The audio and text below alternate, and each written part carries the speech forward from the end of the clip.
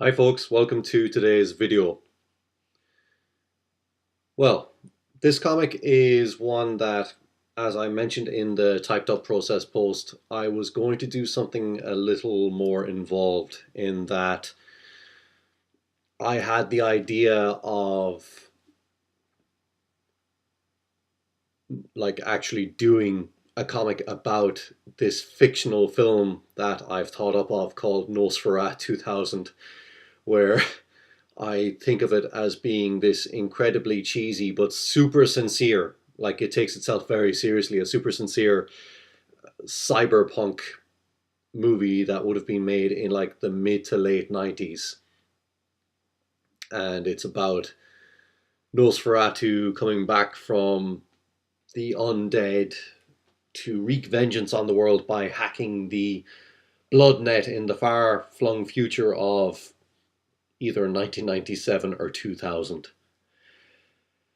However, I didn't think I could do that justice, and as I mentioned in the previous video, I'm kind of not feeling entirely confident in my drawing skills right now, and as much as I would have liked to have drawn that version of the comic, I don't think I could have done it proper justice. That said, there's something about just the sheer, how do I put it, just how ordinary this is that I like, where it's just me sat there having a cup of tea, talking to the reader, and that's it. And I also mentioned in the typed up process post how I really like in this one how, because of how utterly down to earth and normal things are in this comic, it makes the final punchline of me mentioning Nosferatu 2000 and then me looking out the window at this dramatic scene of rain pounding down to be all the more ridiculous. Like, it would have been fun to do a comic about this fictional movie, but I don't think it would have quite have had the same effect as this does. Now, maybe I'm wrong in that, but I'm kind of glad that I went this route in the end. So when it comes to the colors for this comic, I very much wanted uh, a contrast between the panels where, like, I'm obviously inside in my dressing gown or whatever. If any of you are Americans or Canadian, I don't know what you call dressing gowns, house coats maybe. But yeah, dressing gown, house coat. Me sat there in like my dressing gown, house coat, and drinking a cup of tea. It's very cozy. It's very nice, and I wanted to get across that cozy atmosphere. At first, I was going to go for a very cold kind of atmosphere, kind of like what we see in the last panel. But yeah, there was just something about how comfortable my character looks that I wanted to get that comfort across in the colors as well. So I very much went for a more. I tried to make the colors look very warm and inviting. So like the tabletop, it's very.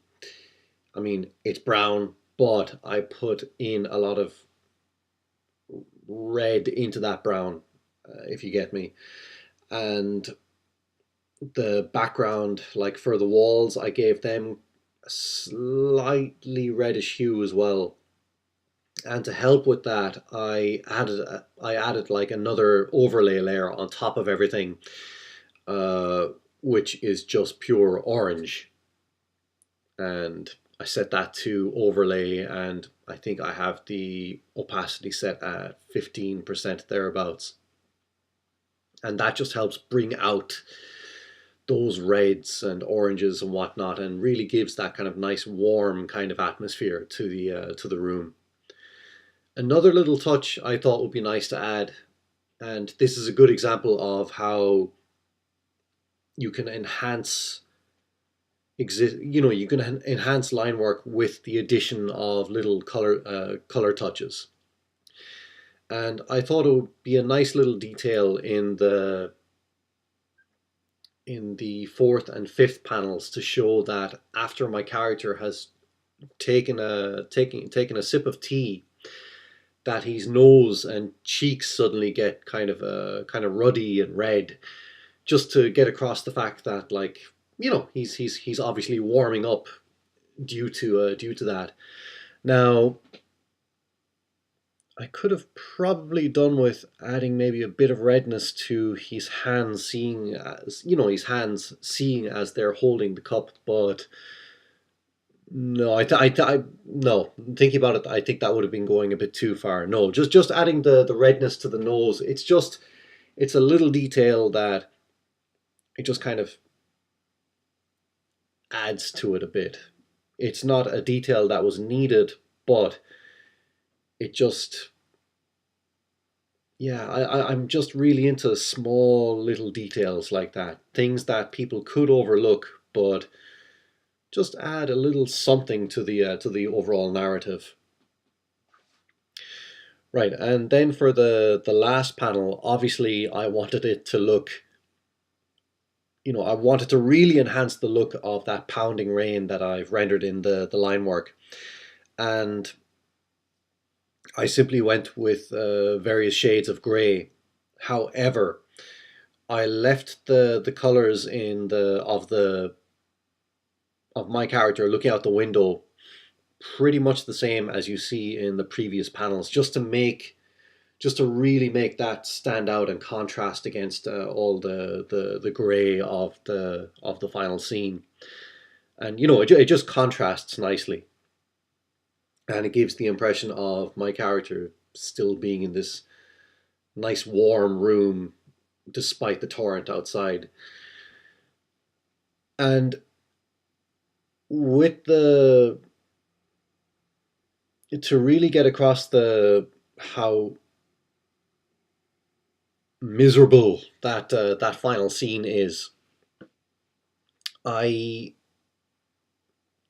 toyed around with the overlay that I typically use with all my comics. For the vast majority of my comics, I use the same overlay on each, or variations of the same on each, where it's a purple color, a fairly vibrant purple that I go with, and I set that to overlay, and again I set the opacity to 15%, and it just adds, I find it adds a certain something to the art. It just makes it pop that little bit more.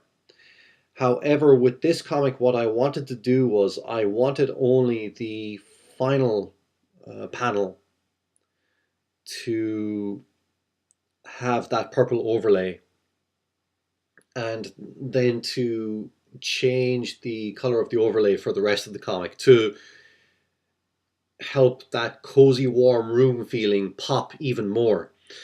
So what I did was I took the typical overlay layer that I use, which is just purple that fills the entire page, and I selected the last panel. I'm sure you've noticed I seem to have difficulty saying final. That's one of those words I tend to stumble over quite a bit. So yeah, apologies if I'm a bit awkward in saying that. But yeah, for that final panel, I selected it, and then what I did was I pressed Command Shift I. On Windows, that would be Control Shift I in Photoshop. And what that does is it inverts the selection.